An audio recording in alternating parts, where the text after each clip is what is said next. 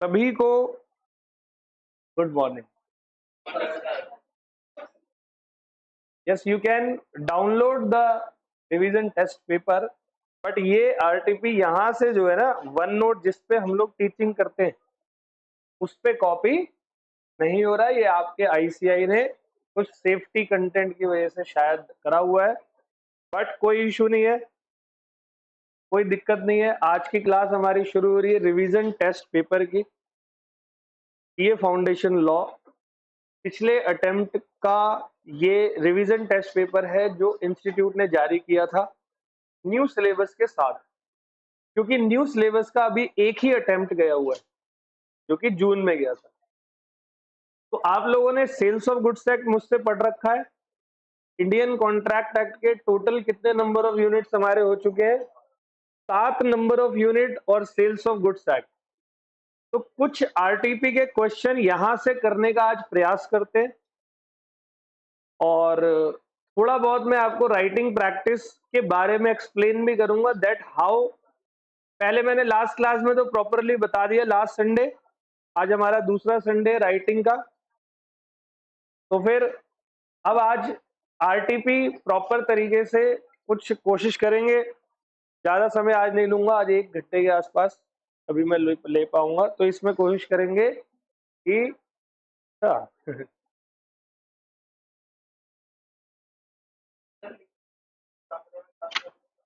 बेटे video upload कर रखी है, हर क्लास में एक्सप्लेन नहीं करूंगा, वीडियो देख लो। ये पता है कि वीडियो अपलोड हो चुकी है, तो देखो ना उसमें से। अब आपको क्या लगता है हर संडे में ये बताऊं कि दैट कैसे आप करोगे, फिर आगे कैसे बढ़ेंगे, है ना? तो आप वीडियो देखो, बहुत प्रॉपरली तरीके से एक्सप्लेन किया हुआ है, आपको समझ में आ जाएगा, कोई दिक्कत नहीं होगी। बट थोड़ा बहुत मैं अभी लिंक कर दूंगा। अच्छा वो आपने पहले बता दिया मुझे। तो देखो जी, पेपर 2 बिजनेस लॉ आपके इंस्टीट्यूट ने आप लोगों को दिया। क्वेश्चन नंबर 1 जो है ये आपका चैप्टर नंबर 1 से है, जो अभी मैंने आपको पढ़ाया नहीं है, लेकिन अगर आप वो पढ़ लोगे, एक ही क्लास में करवाऊंगा उसको, तो ये क्वेश्चन आपके लिए बच्चों का क्वेश्चन होने वाला है। मैं सीधा जा रहा हूं क्वेश्चन नंबर 2 पर, ठीक है? और आपको मैं उम्मीद कर रहा हूं कि इंडियन कॉन्ट्रैक्ट एक्ट के 7 यूनिट और सेल्स ऑफ गुड्स एक्ट के 4 यूनिट आप सभी को आते हैं, ये मैं एक्सपेक्ट करके चल रहा हूं, ठीक है? तो यहाँ पर इसको मैं लिख भी नहीं सकता। अच्छा ये बात मुझे नहीं पता थी कि इसको अपलोड नहीं कर सकते, नहीं तो मैं तो कॉपी करके आता। बट कोई नहीं, आज हम इसको ऐसे ही करते हैं। नेक्स्ट में मैं इसको अपने एमएस वर्ड वगैरह पे डाल के आऊंगा। तो क्वेश्चन नंबर 2 कहता है mister Parth applied for a job as principal of a school. कितना अच्छा आदमी है, स्कूल का प्रिंसिपल बन रहा है। The school management decided to appoint him. School management ने डिसाइड कर लिया कि हम इसको अपॉइंट करेंगे। So one member of the school management committee privately informed Mr. Parth that he was appointed, but official communication was not given by the school. देखो यहां तक क्या हुआ है। मैं हूं पार्थ नाम का आदमी, पढ़ा लिखा डिसेंट सा बढ़िया आदमी, ठीक है? मैं गया स्कूल में एडमिशन प्रिंसिपल का इंटरव्यू देने के लिए। तो आप सभी मैनेजमेंट, तो ये 6 लड़कियां यहाँ जो बैठी हुई है लाइन से, ये मैनेजमेंट का हिस्सा है। और जब मेरा इंटरव्यू हो गया तो मेरे साथ और भी 2-3 लोगों ने इंटरव्यू दिए होंगे, मैंने भी दिया। मेरा इंटरव्यू इनको अच्छा लगा, ये समझ गए कि मैं जो है वो स्कूल का प्रिंसिपल बनने लायक हूँ। इन्होंने बातचीत करी, इतने में ये प्यून भाई हमारा वहां से आया। पर्सनली नहीं लेना कभी भी कोई बात। तो ये प्यून जो आया वो अंदर से चाय वाय लेकर आया। मेम साहब, मैम प्लीज चाय लीजिए, बिस्किट लीजिए। मैम बात कर रही थी मैडम ये सारी की सारी है, mister Parth is very nice, decent, चाहते क्या हो, ठीक है? तो वो पढ़ा लिखा है, वो अच्छा स्कूल मैनेजमेंट है, उसका एक्सपीरियंस अच्छा है, ऐसे करके तुम 6 लोग बात कर रहे थे। तो तुम सबने डिसाइड किया कि मिस्टर पार्थ को रख लेते हैं स्कूल का प्रिंसिपल। ऑल वेल, ये बात इस भाई ने सुन ली, सुन के ये बाहर आ गया। अब इसने किसी सीनियर को बता दिया, और वो सीनियर मिस्टर पार्थ को जानता था। सीनियर ने पार्थ को फोन किया, पार्थ भाई आप तो सेलेक्ट हो। ऑफिशियली अनाउंसमेंट हुई है क्या? ये तो मतलब इनडायरेक्टली पता लगा यहां तक आके। ओके, फिर आगे कह रहा है later the management of the school decided to appoint someone else as a, उन्होंने कहा कि किसी और को एज प्रिंसिपल हम लोग अपॉइंट करते हैं। तो mister Parth filed a suit against the school for cancellation of his appointment and claim damage for loss of salary. State with reason. Will Mr. Parth will be successful in suit filed against the school under the Indian Contract Act? मेरे प्यारे बच्चों, क्या आप लोग ये बताओ, पहले बताओ ये क्वेश्चन कहां से है? वेरी नाइस, ये क्वेश्चन आपका कहां से है? एक्सेप्टेंस से। अच्छा एक बात बताओ, बंदा एक्सेप्टेंस तभी देता है ना जब उस बंदे को, मतलब कॉन्ट्रैक्ट बनाने के लिए क्या चाहिए होता है? Offer plus acceptance. तो इस जगह पर एक्सेप्टेंस तो स्कूल वालों ने दी नहीं थी, उसको तो इनडायरेक्टली कहीं और से पता लगा। एक बात बताओ, ऑफर मैंने आपको दिया तो एक्सेप्टेंस कौन देगा मुझे? और एक्सेप्टेंस का रूल क्या है? Acceptance must be communicated. तो यहाँ पर मेरे को तो एक्सेप्टेंस मिली नहीं, तो फिर मैंने कैसे केस कर दिया? क्या मिस्टर पार्थ सक्सेसफुल हो जाएगा? All well. अब आपको इसको एग्जाम में कैसे लिखना है तो पिछले संडे को याद करते हैं। बेटे सुनिए है ध्यान से, किसी भी केस लॉ को जब भी तुम्हारे पास आए तो मैंने आपको सबसे पहले क्या बोला था, उसका लिखते हैं हम लोग लीगल बेस, या आप इसको लीगल प्रोविजन भी बोल, आप लीगल बेस लिखना, ठीक है पेपर में। तो अकॉर्डिंग टू से स्टार्ट करना है। अगर सेक्शन याद है, अगर याद है तो सेक्शन कोट कर लो, अगर याद नहीं है तो according to the provisions of Indian contract Act. Acceptance के बारे में प्रॉपर लिखो, लिखो जो कॉन्ट्रैक्ट बनता है, कॉन्ट्रैक्ट में ऑफर के साथ में एक्सेप्टेंस की भी जरूरत पड़ती है। और जब एक्सेप्टेंस हो जाता है, मतलब कॉन्ट्रैक्ट के मेन एलिमेंट में ऑफर प्लस एक्सेप्टेंस बहुत जरूरी एलिमेंट है, याद है number 1 element, proper offer and it's, तो कॉन्ट्रैक्ट वैलिड होता है और उसके बाद ही आप एनफोर्स कर सकते हो। ये लीगल प्रोविजन है। फिर क्वेश्चन का लिखना है फैक्ट एंड एनालिसिस। अब फैक्ट में क्वेश्चन लिख देना है पूरा आपको, लेकिन थोड़ा अच्छे तरीके से कि भाई पार्थ भाई है वो गया था, मतलब पार्थ भाई है ये मत लिखना पेपर में, ठीक है। पार्थ गया था और वहां पर उसने इनडायरेक्टली सुना और लगा कि वो प्रिंसिपल बन गया, बाद में मैनेजमेंट ने मना कर दिया। कंक्लूजन क्या है? कंक्लूजन है पार्थ जो है वो लीगल एक्शन ऑल वेल है। एक काम करते हैं, आपके इंस्टीट्यूट ने क्या लिखा है इसको पढ़ते हैं, सही है? फिर मैं आपको कुछ बातें और भी बताऊंगा। तो क्वेश्चन नंबर 2 है हमारा, तो 2 का इंस्टीट्यूट आंसर क्या लिखता है?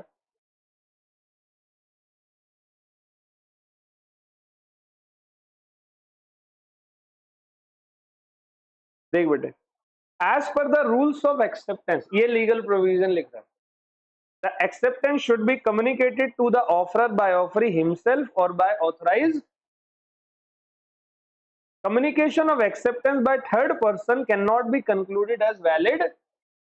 आपके थर्ड पर्सन कोई मेरे को बता रहा है, अरे पागल है, या तो स्कूल का मैनेजमेंट बताता या मैनेजमेंट का कोई एजेंट बताता जिसको मैनेजमेंट ने अपॉइंट किया है। इसको अपॉइंट किया था क्या? ये जो ये तो चाय देने गया था, चाय देते देते सुनता है दूसरों की बातें।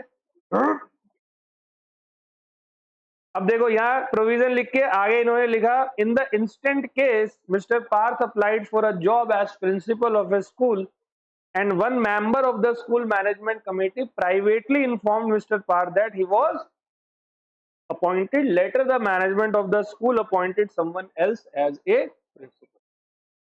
So on the basis of the above provision and fact, communication of appointment of Mr. Parth should be made by the school management committee or by any authorized. तो कौन करता कम्युनिकेट? या तो मैनेजमेंट करता या ऑथोराइज एजेंट करता। So communication by third person cannot be termed as communication of acceptance. Therefore, no valid contract was formed between Mr. Parth and the school, and Mr. Parth cannot file a suit against the school for cancellation of his. कुछ आया समझ में? तो यहाँ पर ये लोग school को नहीं बोल सकते कुछ भी। क्लियर है जी? तो ये क्वेश्चन नंबर 1 ऑल वेल है। अच्छा एक बात बताओ, आप अगर पढ़कर बैठते हो तो कोई भी क्वेश्चन ऐसा होता है जो नहीं आता समझ में? थोड़ी सी कलाकारी राइटिंग की, तो राइटिंग हमारी तभी अच्छी होगी जब हमारे प्रोविजंस बेटर होंगे। और आप सभी कर रहे हो डेली 10 क्वेश्चन, नहीं ज्यादा क्वेश्चन मिलते रिपीट कर लेना, कोई बात नहीं। और मिलेंगे क्यों नहीं, पास्ट ईयर उठाओ, खूब है, क्वेश्चनों की कमी थोड़ी है। ऑल वेल, करो मेहनत, आप सभी बहुत अच्छी मेहनत कर रहे हो। 2 महीने का टाइम है। देखो आज संडे है, सभी बच्चे आ गए क्लास के अंदर, अभी भी कुछ निकम्मे नहीं आए हैं। कहाँ है वो बाकी के लोग, वो कहाँ है दोनों? कल बताता हूँ उनको। बाकी और भी कुछ नहीं आए हैं, बट जो आए हैं ये आप मान के चलो आपको इसका रिजल्ट मिलेगा।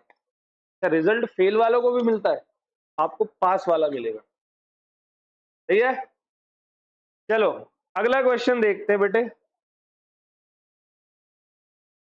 क्वेश्चन नंबर 2 हमारा हो गया है। क्वेश्चन 3 मैं अभी नहीं बता रहा, ये एक्चुअली, अच्छा एक मिनट, हमने गारंटी कर ली ना, बस ठीक है, क्वेश्चन 3 भी डन है। तो Sarthak is employed as a cashier on monthly salary of 50,000 by ABC bank for a period of 3 साल। मतलब एबीसी बैंक ने सार्थक को 50,000 रुपए की मंथली सैलरी पे अपने पास गिरवी ओ सॉरी कैशियर रख कैशियर रख। आगे है, मोहित नाम का एक बंदा है, उसने श्योरिटी दी फॉर सार्थक गुड कंडक्ट। तो मैं एक बार यहां पर देखो क्या करना है, सार्थक को किसने काम पे रखा है और एबीसी बैंक की श्योरिटी किसने दी है, ठीक है। तो मैंने आपको शायद कल की क्लास में ही हमारा गारंटी कंप्लीट हुआ है ना, तो यहां पर सार्थक और एबीसी बैंक, और यहां पर है मोहित। सार्थक यहां नौकरी करेगा और मोहित ने इसकी क्या दे दी, गारंटी मतलब श्योरिटी। ऑल वेल, आगे कहता है after 9 month the financial position of the bank deteriorates. मतलब फाइनेंशियल पोजीशन क्या हो गई, बिगड़ गई। Then Sarthak agrees to accept a lower salary of ₹40,000 per month from the bank. तो यहां क्या हुआ, पहले गारंटी कितने रुपए की पे दी थी, अब जब बैंक की स्थिति खराब हो गई तो बैंक एबीसी बैंक ने सार्थक से बात करके इसको सैलरी पे 50 की जगह किस पे कर दिया, सार्थक एग्री भी हो गया। अच्छा मोहित ने कितने की गारंटी दी थी, आपको नहीं लगता variance in terms of guarantee हुआ है? आपको नहीं लगता श्योरिटी यहां पर क्या हो जाता है, बोलो डिस्चार्ज। सबसे लास्ट टॉपिक कल की क्लास का, होता है नहीं होता बताओ सब, बेटे होता है तो मुंडी ना फिर, हाँ बोल। अब जरा आगे बढ़ते हैं। अच्छा मैं ना अपनी तरफ से बता रहा हूँ, क्वेश्चन नहीं पढ़ा मैंने। अब क्वेश्चन देखते हैं वो क्या पूछ रहा है हमसे। 2 month later, 2 महीने बाद, it was found that सार्थक had misappropriated cash from the time of his appointment। तो बंदे ने कुछ गड़बड़। What is the liability of मोहित, जो गारंटी दी है, बताओ जी। मोहित की कोई भी लाइबिलिटी क्यों नहीं होगी, क्योंकि variance in terms of contract. अगर मैंने किसी की गारंटी दी है किसी क्रेडिटर को और बाद में वो लोग आपस में कोई वेरिएंस इन टर्म्स कर देते हैं तो श्योरिटी यहां पर क्या हो जाता है, डिस्चार्ज हो जाता है, आप सभी जानते हो। अब देखते हैं इन्होंने क्या लिखा हुआ है। सेम लिखा है, लैंग्वेज पकड़ते हैं, ठीक है। अब मैं पढ़ते पढ़ते कुछ लैंग्वेज वर्ड पे भी जाऊंगा, आप सभी को उस पे जाना है अच्छे से। तो आंसर्स नंबर 3, तो according to section 133 of Indian contract Act, section अगर नहीं है याद तो इट्स फाइन, प्रोविजन, बट याद है और 100% श्योर हो तो लिख कर आ जाना, वो एक इंप्रेशन देता है एग्जामिनर को। लेकिन आईसीआई ने भी बोला हुआ है कि आपसे उम्मीद नहीं है कि वो सारे सेक्शन आप लोग कर कर आओ, आप बेफिक्र रहना। गलत, पूरा पूरा गलत। किसी और के घर में घुस जाएगा तो पिटाई होगी नहीं होगी? बताओ खुद सोच के। वो भी दारू दूरू पी के आए, वो अपने घर जा रहे थे और भाभी जी के में घुस गए। भाभी को वाइफ समझ लिया, तन्नो खाना दे, मैं तुझे बोला खाना दे, सुन लो। तन्नो ना वो जो बेलन होता है ना वहीं से मारे, किसी और के घर में नहीं घुसना। All well. भाई गलत तो नहीं कह रहा, आप लोग बताओ, मैं लॉजिकल बात करता हूँ, बिना लॉजिक की नहीं। चलो, according to section 133 of Indian contract Act 1872, where there is any variance in terms of contract between the principal debtor and creditor without surety's consent, it would be discharged the surety in respect of all transactions taking place subsequent to such। उस variance के बाद, variance होने के बाद की सारी transactions के लिए श्योरिटी क्या हो जाता है? ठीक है, ओके, यहां तक कोई दिक्कत बताओ जी। In the instant case the creditor has made a variance that is change in the terms without the consent of, तो श्योरिटी डिस्चार्ज हो गया ट्रांजेक्शन सब्सिक्वेंट टू चेंज, जिस दिन वेरिएंस किया है उसके बाद की ट्रांजेक्शन के लिए। All well.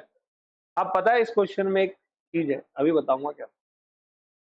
हेंस, अच्छा, hence Mohit is liable as surety for loss suffered by the bank due to misappropriation of the cash by सार्थक। पता है मोहित लाइबल है, पूछो क्यों? क्योंकि जो गड़बड़ की थी वो वेरिएंस होने से पहले की गई थी। आया कुछ समझ में? इसी वजह से यहां पर आए हैं। देखो, वेरिएंस होने के बाद के लिए surety will be discharge, but इस क्वेश्चन में मैं जा रहा हूं ऊपर, अब अच्छे से देखना। इस क्वेश्चन में लास्ट की लाइन पढ़ो, लास्ट की। 2 months later it was found that Sarthak had misappropriated cash from the time of his appointment. What is the liability of Mohit? तो कब मिसअप्रोप्रिएट किया? टाइम ऑफ हिज, यानी कि पहले, तो तब तक के लिए डेफिनेटली मोहित विल बी। तो देखो आंसर पीडीएफ से कर रहे हैं हम, मैं, बट मुझे नहीं लगता दिक्कत हो रही है, समझ में आ गया। Hence Mohit is liable as, अच्छा ये एक ऐसा पीडीएफ है जिसमें लिख भी नहीं सकते, तो मैं कुछ करता हूं अगली बार, इसके लिए मैं तो कॉपी करके आता हूं, ठीक है। Hence, Mohit is liable as surety for the loss suffered by the bank due to misappropriation of cash by Sarthak during the first 9 months, but not for misappropriation committed after reduction in। जो शुरुआती 9 महीने थे जब variance नहीं हुआ था, मोहित will be liable, और उसके बाद मोहित लाइबल। बताओ जी, 2 क्वेश्चन कैसे लगे? पता है आपको, आपके पेपर में ऐसे ही प्रश्न आएंगे सारे, और आपको मैं गारंटी देता हूं हर चीज आप क्लास से पढ़कर जाओगे। इट्स टोटली डिपेंड वहां पर आपका कैसा कंसंट्रेशन रहने वाला है, तो आपके कंसंट्रेशन पे आपको वर्क करना है बहुत अच्छे से, समझ गए? चलो जी, क्वेश्चन नंबर 3 देखते हैं। 4, Rahul was a disc jockey at 5-star hotel as per the contract. Disc jockey बोल रहे हो, डिस्को का जॉकी, डीजे, डीजे मतलब डिस्क जॉकी। तुम्हें आज पता लगा? कई बच्चों को पता था। डिस्क होती है ना म्यूजिक जो चलता है, उसको चलाने के लिए जॉकी बोलते हैं, जैसे घोड़ों को चलाने का घोड़ों का जॉकी होता है, सही है? तो भाई ये बंदा डीजे है 5-star में, और as per the contract he supposed to perform every weekend. तो इसके साथ में कॉन्ट्रैक्ट हुआ है और यहां बोला गया है कि आप हर वीकेंड में परफॉर्म, और हफ्ते में Rahul will be paid ₹2500 per day. एक दिन का कितना मिलेगा? हाउ एवर, एक महीने बाद राहुल, अगला शब्द बहुत इंपॉर्टेंट है, राहुल विलफुली। अच्छा यहां होता है राहुल को कैंसर हो गया, वो भी हिना खान बन गया है, तो क्या कर सकते हैं? तो यहां विलफुली आया है। विलफुली मतलब absent himself from the performance taking into account the provisions of Indian contract Act 1872 answer the following. पहला, does the hotel have right to end the contract? Yes,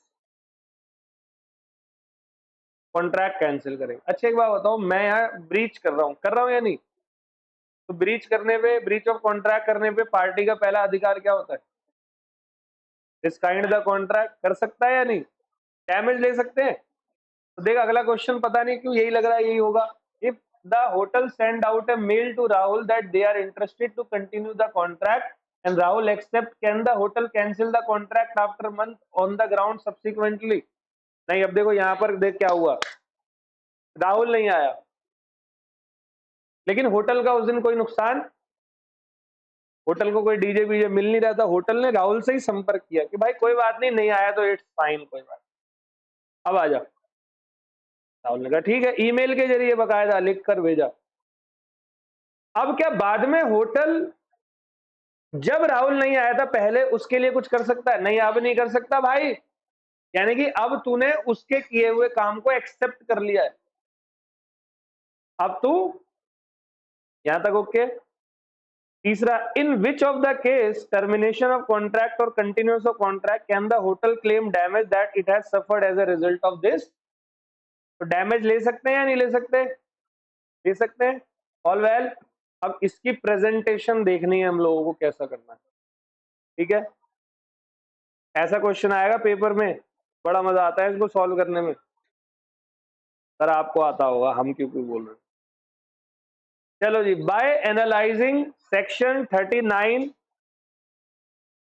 यहां से करना है, by analysing section 39 of the Indian contract Act, it is understood that when a party to a contract has refused to perform or disable himself from performance his promise entirely, the following two right, एक तो aggrieved party में right to terminate the contract or indicate by words or by conduct that he is interested in it, दोनों अधिकार है। या तो contract में cancel भी कर सकता हूं, और हमारा अब क्या होता है कि मैं मान लो कहीं पर कोचिंग ले रहा हूं, पढ़ा रहा हूं,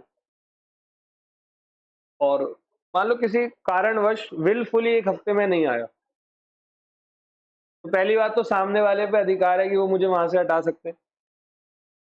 मान लो एक हफ्ते बाद मैं आ गया, कुछ नहीं बोला, मान लो मैं सर के साथ हूँ, सर ने कुछ नहीं बोला, मैं क्लास में आया, पढ़ाया, चला गया, मतलब ये कंडक्ट से सर ने ये बोल दिया कि सर कंटिन्यू, तो क्या अब अगले हफ्ते मना कर सकते हैं मुझे? वो पागल है, उसी दिन कर देता। सही बात है। तो दो अधिकार होते हैं, या तो कैंसिल कर दो या all well. In either of the two cases the promisee would be able to claim damage that is suffer. लेकिन हाँ, अगर सर मुझे ये बोल सकते थे कि भाई एक हफ्ते तुम नहीं आए, तुम पढ़ाओ, कोई दिक्कत नहीं, लेकिन मेरे को जो नुकसान हुआ वो दे दो, मैं बोलूंगा सर ये बढ़िया किया आप, ये पकड़ो अपने 2000, एक बच्चा गया ना आपके मेरी वजह से, लो इसकी फीस लो, कितने 25,000, ये पकड़ो। कोई नहीं गया तो भी शायद सर को मानसिक रूप से कोई डैमेज पहुंचाओ, एक हफ्ते टेंशन में रहे, यार अब क्या होगा। अब मेन सब्जेक्ट दोनों में पढ़ाता हूँ, ठीक है, 4 में 2 में लेता हूँ, इंटर में मैं 2.5 लेता हूँ, लॉ, टैक्स और एक एसएम, स्ट्रेटेजिक मैनेजमेंट सब्जेक्ट, नहीं आधा है वो एफएमएसएम के साथ में, समझ रहे हो कुछ? तो ये मेजोरिटी है या नहीं है? आउट ऑफ 4 सब्जेक्ट्स ये फाउंडेशन में लॉ इकोनॉमिक्स में ले रहा हूँ, तो बताओ एंजाइटी नहीं होगी? ये बात मैं नहीं समझता क्या? और यही कारण है मैं 7 डेज, ऑल 7 डेज में हमेशा अवेलेबल रहता हूँ, अनलेस अनटिल कभी कभी कुछ इमरजेंसी जरूर आती है, वो आती रहेंगी आगे भी, हफ्ते में एक आधा बार कभी कभी कहीं कुछ जाना पड़ता है, वो भी वर्किंग डेज में, बट उसका भी हम लोग क्या कर देते हैं, भरपाई कर देते हैं कि एक दिन पहले 2 क्लास ले ली या एक दिन बाद 2 क्लास ली, शायद 1-2 बार तुम्हारी भी हुई है ऐसी, समझ रहे हो? तो मैं सर को डैमेज दे दूंगा, सर बोलेंगे कंटिन्यू करो, ऑल वेल, यहां तक ओके। अब देखो जी यहाँ क्या कह रहा है, इन द गिवन केस, अब तीनों केस के आंसर, यस द होटल, पहला क्या था क्वेश्चन, क्या होटल वाला कॉन्ट्रैक्ट कैंसिल कर सकता है? तो answer yes, the hotel has right to end the contract with Rahul the DJ. The DJ ये है, ऐसे ही करते हैं ना वो। दूसरा, क्या होटल कंटिन्यू कर सकता है? तो यस कर सकता है, लेकिन वो बाद में फिर उसको मना। See in both the cases hotel is entitled to claim. Continue करवाने में भी डैमेज लेगा, दे भाई तू कंटिन्यू कर ले लेकिन मेरा डैमेज दे। वो कैंसिल कर रहा है तो मांगूंगा ही डैमेज, तो छोड़ूंगा ही नहीं तुझे मैं। सही है? तो कैसा लगा जी? आई थिंक आपको समझ में आ रहा है बेटे। राइटिंग कर लोगे इसकी? हो गया? वो अगला क्वेश्चन है। क्वेश्चन नंबर 5 अभी नहीं बता रहा दैट, क्योंकि 5 अभी आप कल से पढ़ोगे, कल या परसों से जब भी लॉ की क्लास होगी तब पढ़ोगे। अब question number 6, mister Sanjay Kothari, हाँ ये जरा बढ़िया से सुनना बेटे। Mister Sanjay Kothari was a big businessman having 2 बच्चे एंड 1 मैरिड डॉटर। 2 बेटा है, 1 मैरिड बच्ची है उसके लिए तो बच्ची है। He decided to gift his house to his daughter, and for this purpose he called his lawyer। तो इसने किसको बुलाया? अपने लॉयर को क्यों बुलाया है?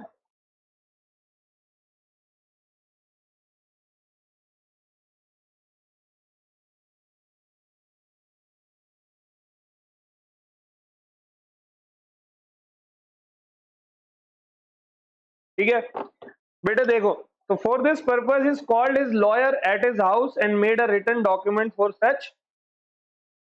अपनी बेटी को दे रहा रिटन डॉक्यूमेंट दिया। The lawyer advise him to get the transfer document properly registered. Lawyer ने बोला भाई रजिस्ट्री करवा लो। And when they both were going for registration of document they met an accident, and दोनों ही मर गए। मतलब लॉयर उसके चक्कर में चला गया ऊपर। Later, the daughter found the document and claimed the house on the basis of the document.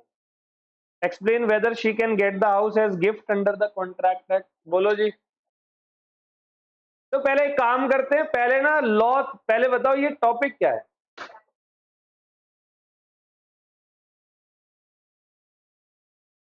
Consideration का section 25 natural love and affection नहीं है। बेटी क्या होती है? उसको भी नेचुरल लव नहीं मानोगे? पहले तो टॉपिक समझना है। ये क्वेश्चन मुझे लगता है ये पेपर में आना चाहिए, और अगर आया तो मैं बड़ा खुश रहूंगा, क्योंकि आप लोग भी खुश रहोगे, क्योंकि आपको मैं बताने जा रहा हूं ये क्वेश्चन।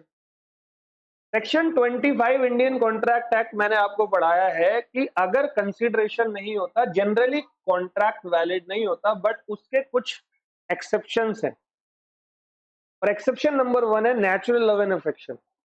अगर कोई नेचुरल लव एंड अफेक्शन में अपना कोई भी कॉन्ट्रैक्ट जो है विदाउट कंसीडरेशन करता है तो वो कॉन्ट्रैक्ट वैलिड होता है। शर्त है, contract must be in writing, must be properly signed, must be registered, there must be a relation and the relation must be a natural love and 5 के 5 पॉइंट मैच होने चाहिए। आपको पता है यहाँ 1 पॉइंट मैच नहीं हो रहा। यहाँ रजिस्ट्रेशन, हाँ अगर रजिस्ट्रेशन करवा के आते वक्त डेथ होती और वो डॉक्यूमेंट डॉटर को मिलता तो फिर वो घर उस डॉटर का कहलाता, लेकिन अभी ऑल वेल। बेटे आया कुछ समझ में? तो अब हमें लिखना कैसे? According to the section number 25 of the Indian contract act, generally no consideration, no contract, but there are some exception, and the exception is natural love and affection. When a person making any contract without consideration, then it must be registered, it must be signed, it must be properly dated, there must be a relation, the relation must be natural love and, और यहाँ पर सारे point cover हो रहे हैं, लेकिन registered बस खत्म। फैक्ट लिख दो, क्वेश्चन कंक्लूजन में लिखो कि क्योंकि यहाँ पर रजिस्ट्रेशन नहीं हुआ, देन डॉटर के पास अधिकार नहीं है कि वो एनफोर्स कर सके कोर्ट में जाकर अपने घर को। All well as it is होगा जो बोला है। देखते हैं क्वेश्चन नंबर 6 है ना ये। देखो प्यारो, number 6, Section 25 of the Contract Act provides that an agreement made without consideration is valid if it is expressed in registered, ठीक है, एंड नेचुरल अवेन, और उनके बीच में क्या होना चाहिए? बोलो, पूरा बोला मैंने। अब इसमें शुरुआत ऐसे करना, general concept, no consideration, no contract, but as per section 25 there are some exception. Exception number 1 is natural love and affection, और फिर लिखना ये सब। कर लोगे? In the instant case, the transfer of house made by Mr. Sanjay Kothari on the account of natural love and affection between the parties standing in near relation to each other is written but not. Hence, this transfer is not, and his daughter cannot get the house as gift under the Indian Contract Act 1870. आ गया समझ में? कोई doubt किसी प्यारे बच्चे को? चलो आगे बढ़ते हैं। कैसा लग रहा है बच्चों? ठीक है, अब 7वां करते हैं। 7th क्वेश्चन कह रहा है, mister Ayush the employer induce his employee, induce आ गया, Mr. Bobby to sell his one room flat to him as less than the market value to secure promotion। अच्छा, मैं मालिक हूं, मैं अपने एम्प्लॉय को 1 रूम का फ्लैट सेल करने को बोल रहा हूं मार्केट वैल्यू से कम में। क्यों बोल रहा हूं? होटल का क्यों बोल रहा हूं? क्योंकि उस सामने वाले को क्या दूंगा? प्रमोशन। आपको नहीं लगता यहां मोरल प्रेशर हो रहा है? हो रहा है मोरल प्रेशर या नहीं? और मोरल प्रेशर तो रिलेशन में होता है, और रिलेशन है यहाँ एम्प्लॉयर एम्प्लॉई का। और बताओ, एम्प्लॉयर इस पोजीशन में है या नहीं है जो दूसरे वाले की विल को डोमिनेट कर सके? बोलो जी, सेक्शन बताओ जरा। Yes, section number 16, 15 कोएर्जन, 16 undue influence.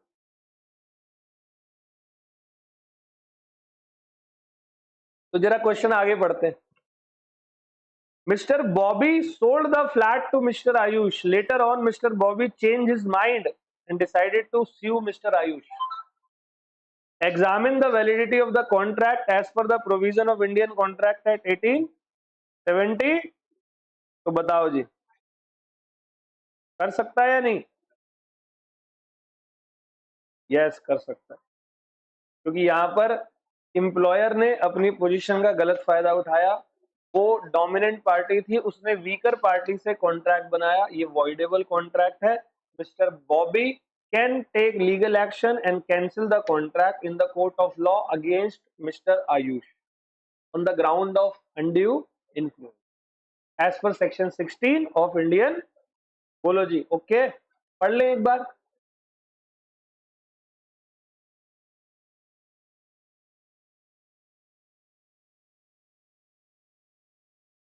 Seven, according to section number 16 of Indian Contract Act 1872, a contract is said to be induced by undue influence where the relations subsisting between the party are such that one of the party is in the position to, ये line बहुत तगड़ी है, dominate the will of, and he used that position to obtain an unfair advantage over the,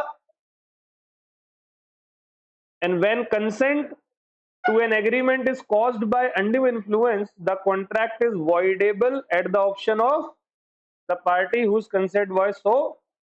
Hence, the contract between Mr. Ayush and Mr. Bobby is voidable at the option of Mr. Bobby, as it was induced by the undue influence by Mr. Ayush, and therefore all well। चलो जी,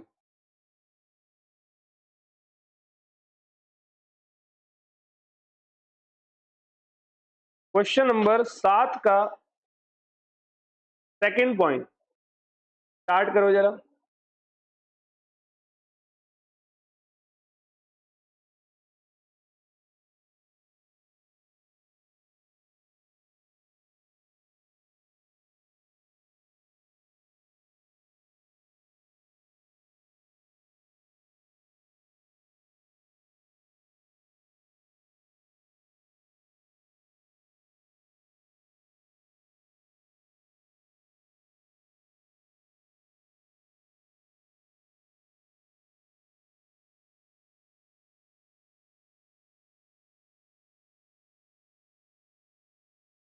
चलो जी, तो मैं question पढ़ रहा हूं एक बार।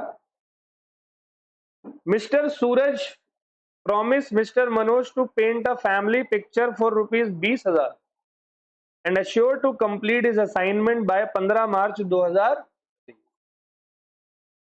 Unfortunately, Mr. Suraj died in a road accident on 1st of March and his assignment remains undone. तो देखो डिस्चार्ज हो गया ना कॉन्ट्रैक्ट परफॉर्म, लेकिन आपको नहीं लगता यहाँ पर पर्सनल स्किल है? तो पर्सनल स्किल वाले काम में अगर मैंने प्रोमीजर मर गया तो क्या लीगल रिप्रेजेंटेटिव परफॉर्म कर सकता है? Can mister Manoj bind the legal representative of mister Suraj for the promise made by mister Suraj? बताओ answer.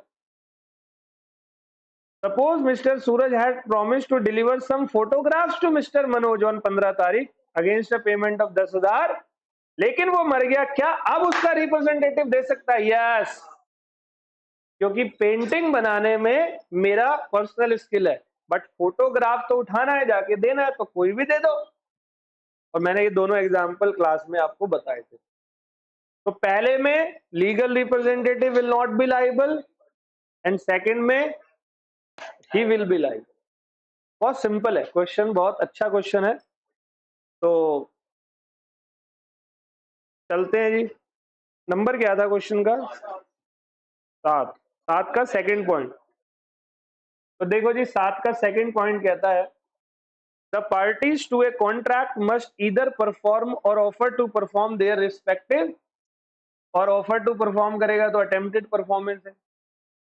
Unless such performance is dispensed with or excused under the provision of Act or any of the law, promises bind the representative of the promiser, मतलब promise bind कर देगा representative को in case of death of such promiser before performance unless a contrary intention appear from the contract। अगर contract में पहले से लिखा था मैं मर गया तो कोई और लाइबल नहीं होगा, तो फिर कोई नहीं लाइबल होगा, बट कॉन्ट्रैक्ट में कुछ नहीं लिखा तो legal representative will be the liable. But अगर वो पर्सनल स्किल पे बेस होगा तो लाइबल।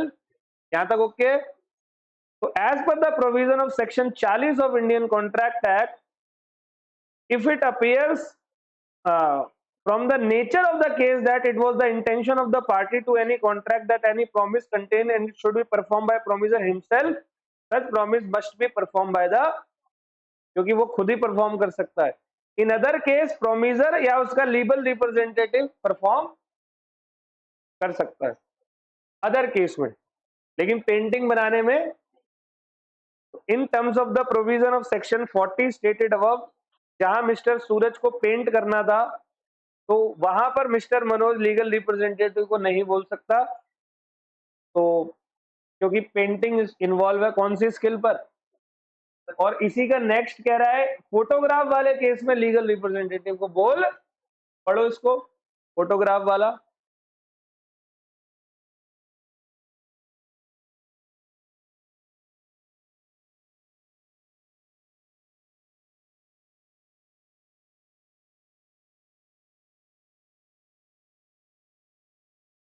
ऑल वेल, कैसा लगा जी? एक काम करें, अगला क्वेश्चन। अगला क्वेश्चन क्या है बताया तो, कह रहा है क्वाजी कॉन्ट्रैक्ट क्या होता है ये बताओ। तो बताओ आप लोग। Prevention of unjust enrichment, no ash on other person, stopping of unfair benefit. याद है? तो क्वाजी कॉन्ट्रैक्ट कब बनाए जाते हैं? पहली बात तो क्वाजी शब्द का मतलब होता है similar to contract, as it is contract, लेकिन उसमें कॉन्ट्रैक्ट के मेन एलिमेंट मैच लेकिन फिर भी कॉन्ट्रैक्ट पॉइंट क्या थे, किसी इनकॉम्पिटेंट पर्सन को आप कोई सप्लाई करो नेसेसरीज, तो आप उसकी प्रॉपर्टी से recover, finder of lost goods, non gratuitous, money paid by mistake, कुछ याद आ रहा है? तो ये क्वाजी कॉन्ट्रैक्ट का क्वेश्चन है, तो ये आप लोगों को देखना है, ये मैं नहीं बता रहा आपको।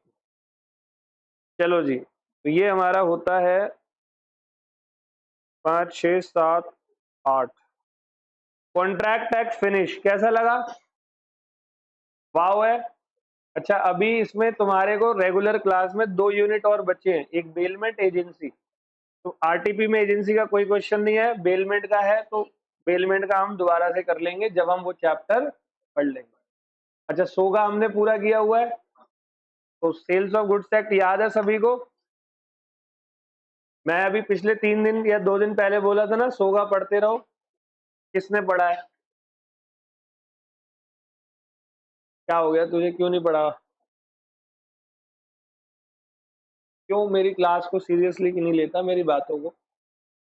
साइमल्टेनियसली करना है भाई, साथ साथ करना है, ये पहले एक करके दूसरा नहीं छोड़ना। टाइम मैनेजमेंट करो, कुछ 2 थोड़े दिन रह गए हैं, कर लो ना, क्या दिक्कत है? टाइम मैनेजमेंट बहुत बेटे, आप ना ये मत सोचना अभी जनवरी में, अभी है, नहीं समझे? प्रेशर डालो अपने ऊपर, जैन देखना भी तगड़ा हो जाएगा, है ना? तो कर भाई, टाइम मैनेजमेंट करना, ऐसे नहीं चलता काम, गड़बड़ है, मजा नहीं आएगा बाद में। सीरियसली सीरियसली, हम लोग क्यों आप लोगों के पीछे पड़े हुए हैं इतने? कल सर ने एक वीडियो डाली थी आपकी, देख ली? मैं भी शायद कल परसों तक डालूंगा एक वीडियो। थोड़ा सा तो मैंने क्लास में बताया ना, मैं भी एक एनालिसिस करके अभी आपके पास आने वाला हूँ वीडियो लेके। इको का अलग, लॉ का अलग।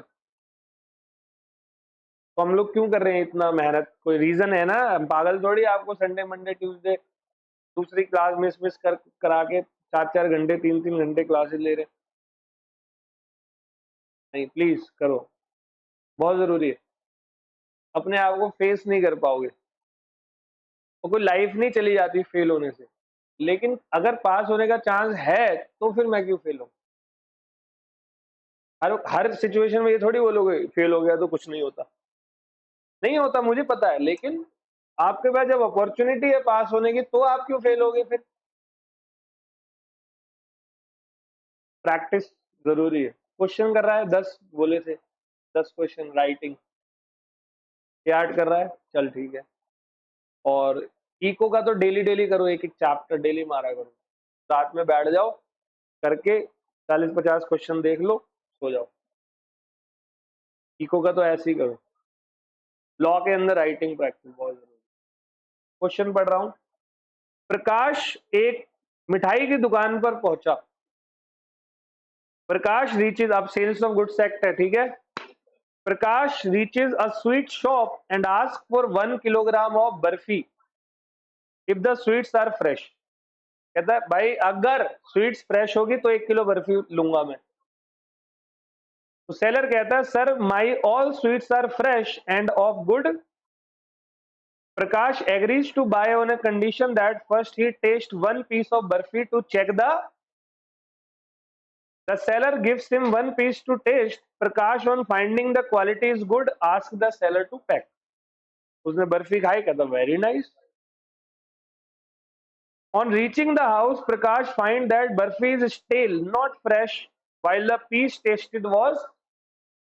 तो सेलर तेज होगा, सेलर ने टेस्ट करने वाला हल्दीराम से मंगा के रखा होगा और बेचने वाला अपनी पिछली पिछवाड़े वाली गली में गंदे से कमरे में बना के उसने रखा होगा।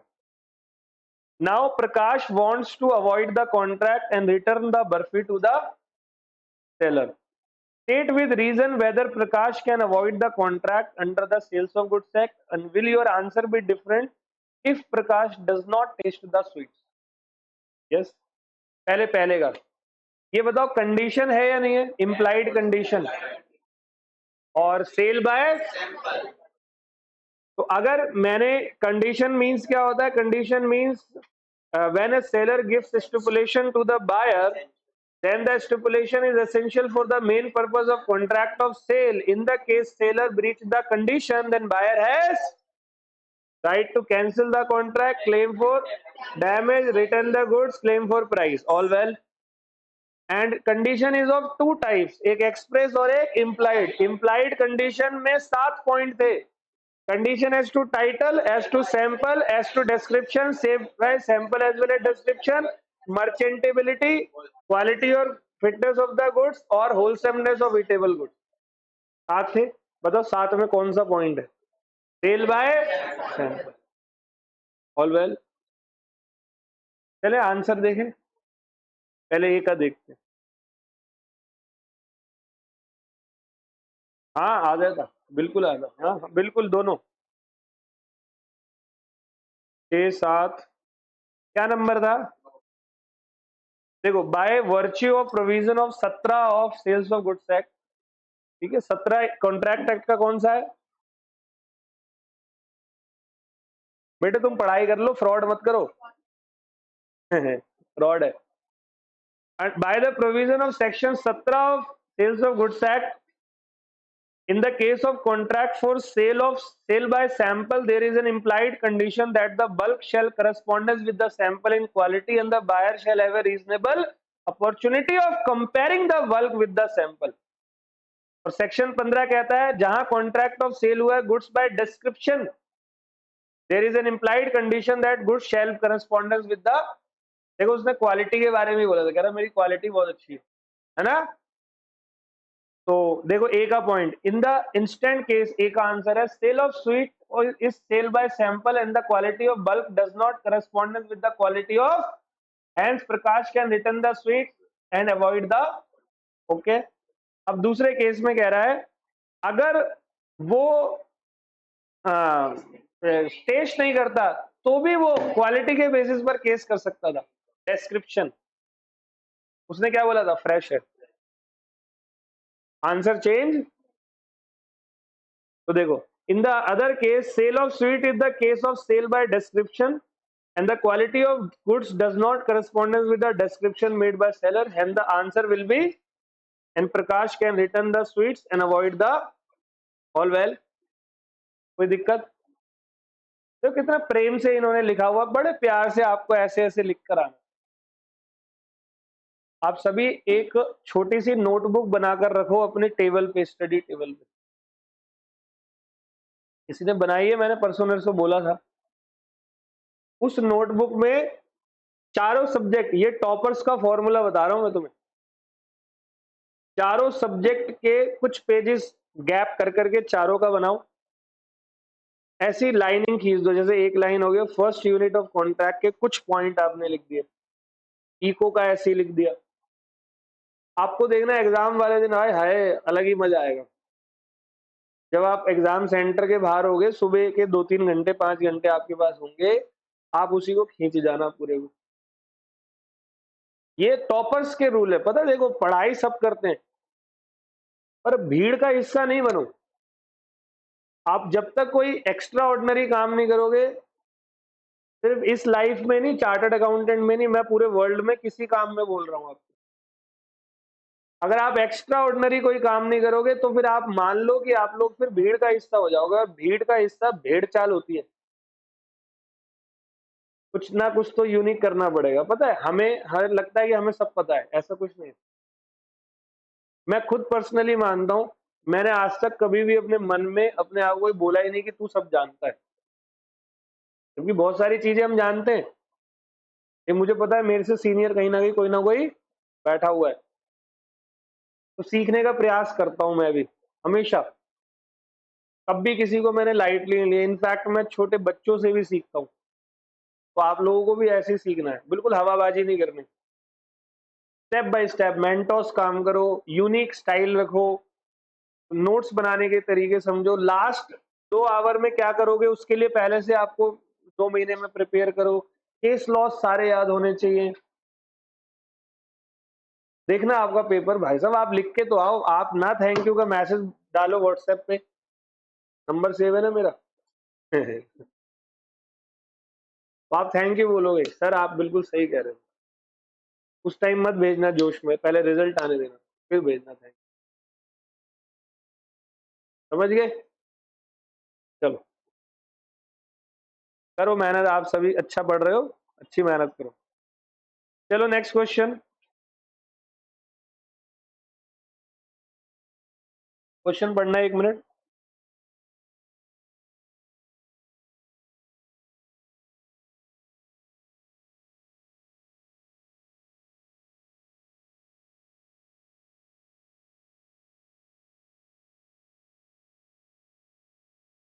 ठीक है स्टार्ट करें। देखो, Akansh purchased a television set from Arvind, the owner of Gada electronics, हमारा favourite, on the condition that the first 3 days he check its quality and if satisfied he will pay for that, otherwise he will return the। अच्छा आपको क्या लगता है यहाँ पर sales of goods on return basis नहीं है?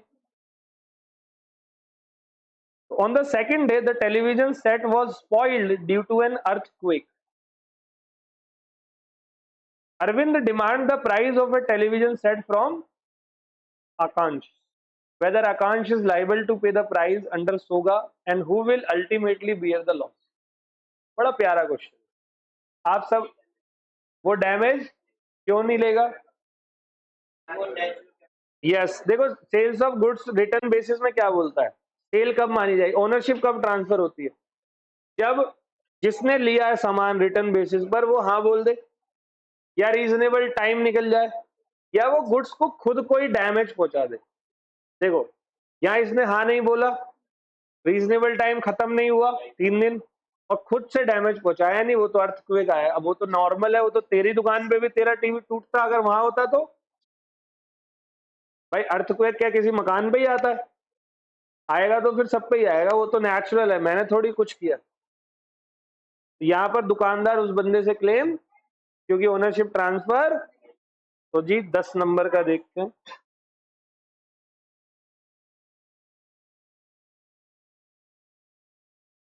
According to section 24 of the SOGA 1930, when the goods are delivered to buyer on approval or on sale or return or other similar terms, the property passes to the buyer। तो देखो तीनों चीजें मैंने बता दी ना, जब बायर अपनी approval देगा, या वो अडॉप्ट कर लेगा किसी एक्ट से, या वो अप्रूवल रीजनेबल टाइम से नहीं देगा।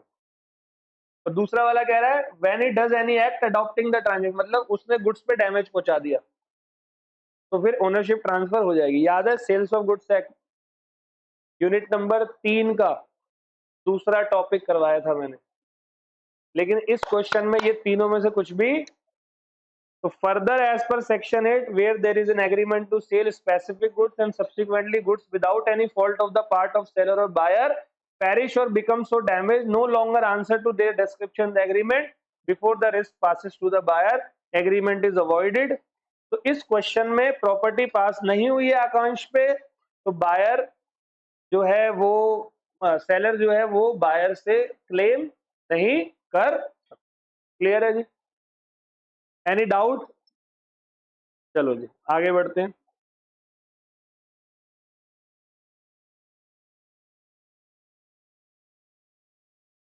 आ गया क्वेश्चन?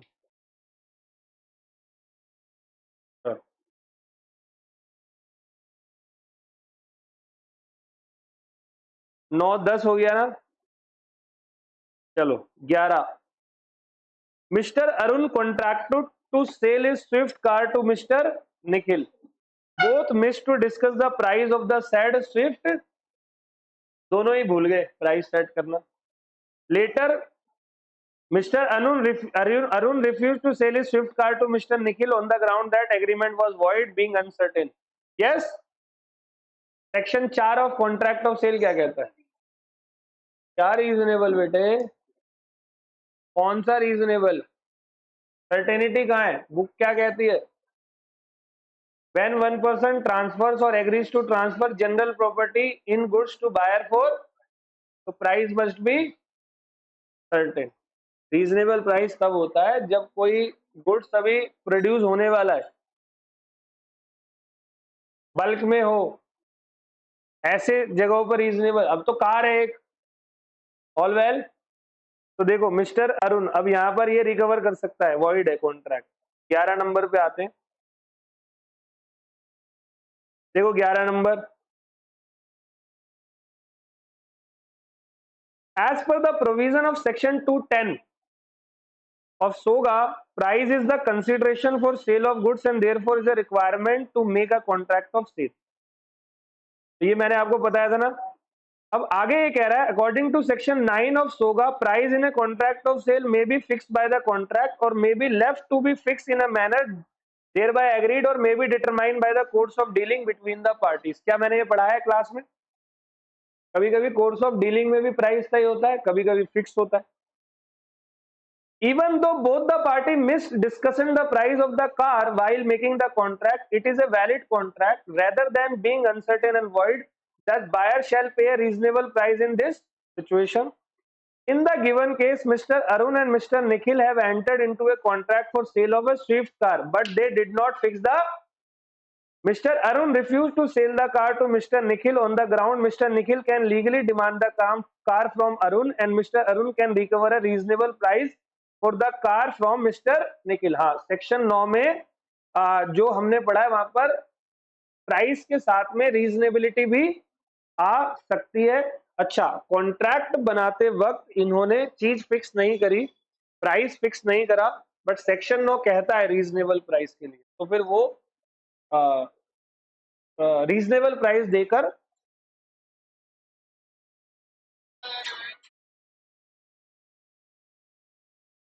ठीक है। तो यहाँ पर मैं थोड़ा सा पढ़ने में ऊपर नीचे हुआ, मैं आपको एक्सप्लेन कर देता हूँ। जब भी आप प्राइस, हमने सेक्शन 9 पढ़ा था क्लास के अंदर और मैंने वहां पर एक्सप्लेन किया था कि प्राइस या तो फिक्स होता है in terms of at the time of making agreement और एग्रीमेंट के टाइम पर नहीं होता, तो in the course of dealing आप प्राइस को फिक्स कर सकते हो। यहाँ पर कोर्स ऑफ डीलिंग वाली बात हो रही है, at the time of making agreement price fix नहीं हुआ, तो एक रीजनेबल प्राइस जो भी मार्केट का उस टाइम पे लगता है वो बंदा पे करेगा। रीजनेबल डिपेंड करता है, वेरी करता है, question to all well. Last question है, एक बार लास्ट क्वेश्चन भी देखें। अच्छा, ये सारे क्वेश्चन सॉल्व करते वक्त आपको क्या करना है? वही लीगल बेस, फैक्ट एनालिसिस और बाद में चलो 12 नंबर पढ़ो जरा।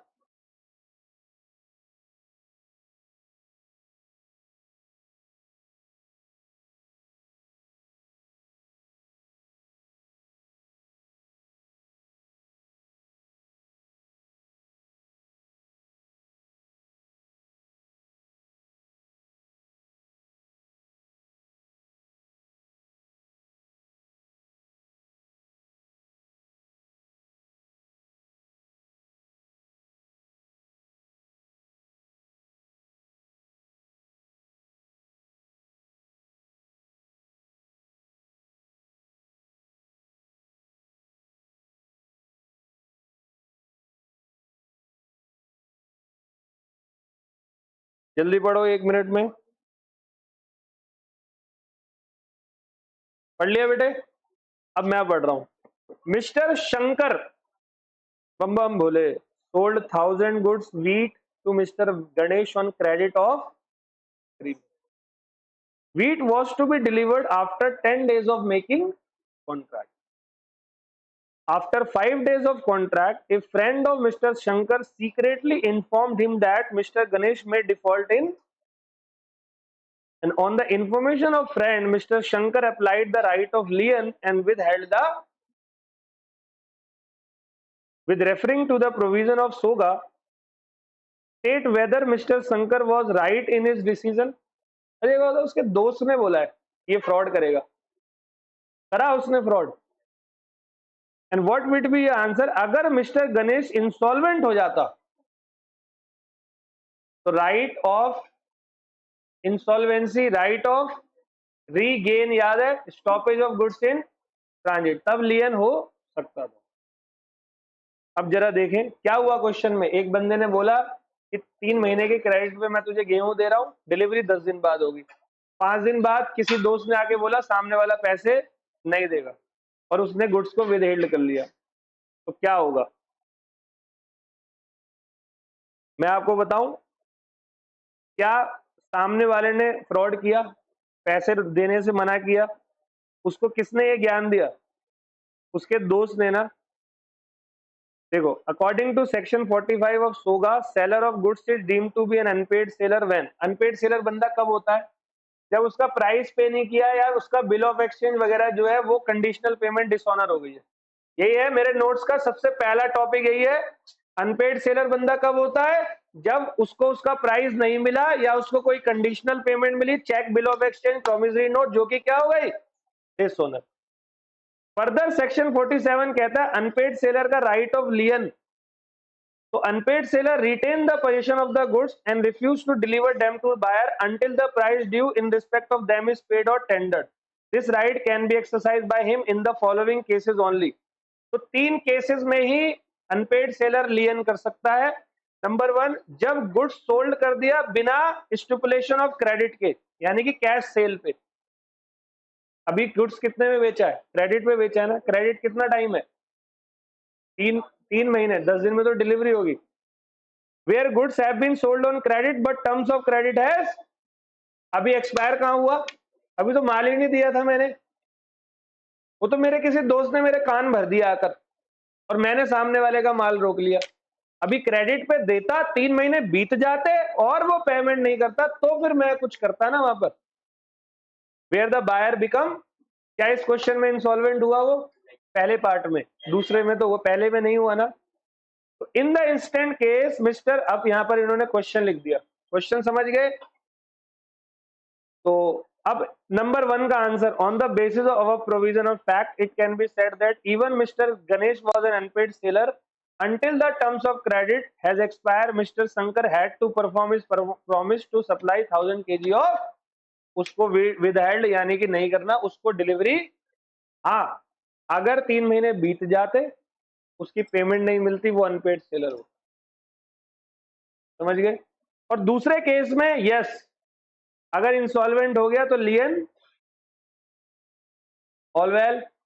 ये हमारा सेल्स ऑफ गुड्स एक्ट भी कंप्लीट हुआ। तो हमारा आरटीपी से हमने कॉन्ट्रैक्ट एक्ट के 7 यूनिट और सेल्स ऑफ गुड्स एक्ट करे। कैसा लगा जी? अब एक काम करते हैं, अगला प्लान कर लेते हैं।